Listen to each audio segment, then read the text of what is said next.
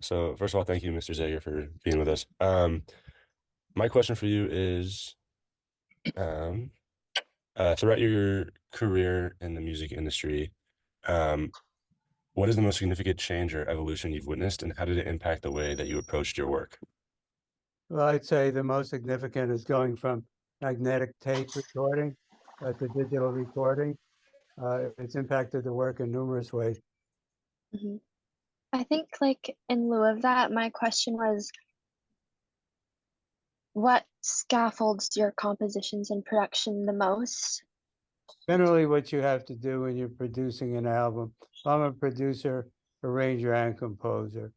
hmm So you have to, the album has to be cohesive. It has to sound like an album.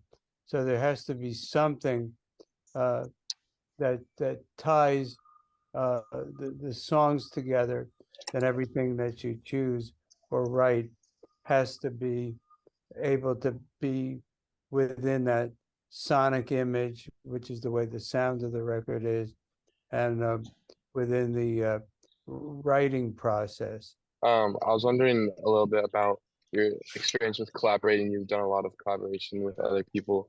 Do you like do you have any favorite people that you've collaborated with or someone you work really well with, or do you like kind of doing your own thing? No, I enjoy collaboration.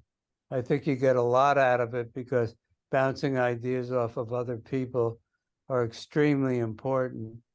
I've worked with numerous people, and you have to have, there has to be a synergy between, what you're feeling when you're writing and what the other people is, what your co-writer is feeling in order to come up with something that sounds like whatever it is you're trying to accomplish.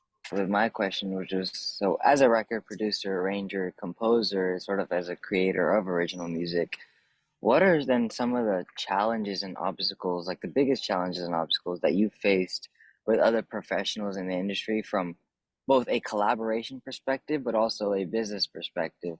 And how did you kind of overcome these challenges? Well, the first thing you have to do, especially in today's world where there are writers' workshops, is determine when you go into a writing section what the percentages are going to be. Generally, they should be equal. Uh, the main problem that you have collaborating with artists is that they have to respect you and respect your judgment, and you have to respect them in order to work uh, uh, in order to work together and end up with something that you're going to want to release. This is kind of on like a completely different subject, but with Herb Alpert multiple times. So, I mean, what kind of qualities does the Herb Alpert and your average Herb Alpert student exemplify that we can all kind of learn from and use when we go off into the music industry? Well, Herb Alpert, number one, is an extraordinary person. He's extremely kind and very generous when you're collaborating with him.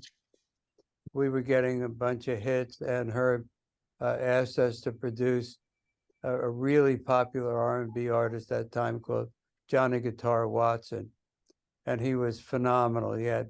And then I was doing an album maybe 12 or 13 years ago, and I asked him if he would be a guest artist on it, and he did, played on 2 tracks for me. But you would love him, and you would love his wife as well. They're just great people. My question for you is the Spinners, the group you worked with for many years, was just inducted into the Rock and Roll Hall of Fame. What do you think it takes for an artist to eventually have the honor to be inducted, and what does your mind make an artist of that caliber? Well, everything in the music business boils down, in my opinion, to the songs. You have to have a really relaxed atmosphere in the studio.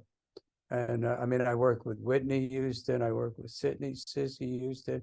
They're all very, very, I started Whitney when she was 14. I mean, it goes back to songwriting, it's production. It doesn't matter.